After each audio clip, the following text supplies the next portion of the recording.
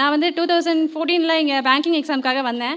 வந்து கொஞ்ச நாள் முதல்ல நான் வந்து ஒரு ஆவரேஜ் ஸ்டூடெண்ட் தான், அதையும் சொல்லிக்கிறணும். ஸ்கூல் டைமில் கொஞ்சம் நல்லா படிப்பேன். பட் காலேஜ் படித்து முடிச்சுட்டு வரும்போது நான் வந்து நல்லா படிப்பேன் அப்படிலாம் எனக்குள்ள எந்த ஒரு எதிர்பார்ப்புமே இல்லை.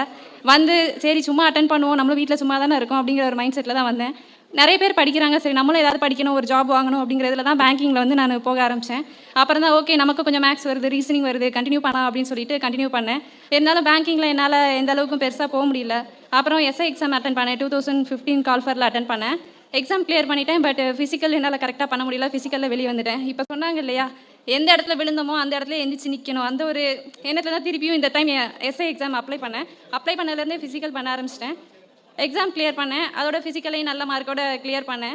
இப்போ இருக்கிற ஸ்டூடெண்ட்ஸாக இருக்கட்டும், இனி வர ஸ்டூடெண்ட்ஸாக இருக்கட்டும், எல்லாருக்கும் நான் ஒரு ரெக்வஸ்ட் வைக்கிறேன். கொடுக்குற மெட்டீரியல் எதுவாக இருந்தாலும் எவ்வளோக்கு எவ்வளோ மேக்ஸிமம் யூஸ் பண்ண முடியுமோ அந்த அளவுக்கு யூஸ் பண்ணுங்கள். ஏன்னா அதுக்கு பின்னாடி நிறைய பேரோட உழைப்பு இருக்குங்கிறத நான் அப்போ தான் தெரிஞ்சுக்கிட்டேன்.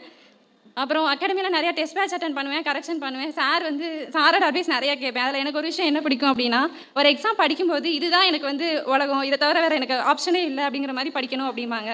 ஆனால் அந்த எக்ஸாம் எழுதி முடிச்சிட்டோம் அப்படின்னா, இந்த வேலையை இவங்க கொடுத்தாலுமே எனக்கு இது வேண்டாம் அப்படிங்கிற ஒரு மைண்ட் செட்டுக்கு வந்துடணும், அடுத்து தூக்கி போட்டு அடுத்த எக்ஸாமுக்கு படிக்க ஆரம்பிச்சிடணும் அப்படிம்பாங்க.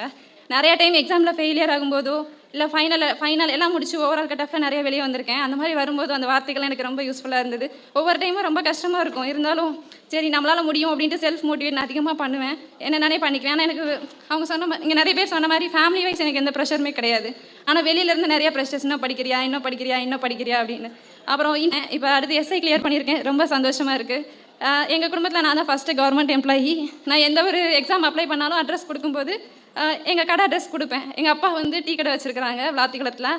அப்போ எனக்கு ஒரு ரொம்ப நாளாக ஒரு ஆசை, நம்ம அப்பா கடை பேர் போட்டு நம்ம வீட்டுக்கு ஒரு அப்பாயின்மெண்ட் ஆர்டர் கண்டிப்பாக வரணும் அப்படிங்கிறது எனக்கு பெரிய ஒரு கனவாக இருந்துச்சு. இதோட 2வது ஆர்டர் நான் ரிசீவ் பண்ணியிருக்கேன்.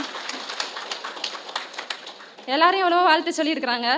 ஆனால் எங்கள் அப்பா ஒரு வார்த்தை சொல்லியிருக்கிறாங்க, அது எனக்கு ரொம்ப ரொம்ப டச்சிங்காக இருந்தது. என்ன அப்படின்னா, ஒரு எச்சி கிளாஸ் கழுவுன ஒரு ஆளோட பொண்ணுக்கு எனக்கு கவர்மெண்ட் ஜாப் கிடச்சிருக்கு, அதுவும் என் கடை பேர் போட்டு என் வீட்டுக்கு அப்பாயின்மெண்ட் ஆர்டர் வந்திருக்கு அப்படிங்கிறது எனக்கு ரொம்ப சந்தோஷமாக இருக்குன்னு சொன்னாங்க. எத்தனை பேர் எத்தனை அப்ரிஷியேட் பண்ணாலும் நீங்கள் சொன்னது தான்ப்பா எனக்கு இப்போ வரைக்கும் மைண்டில் இருக்குது.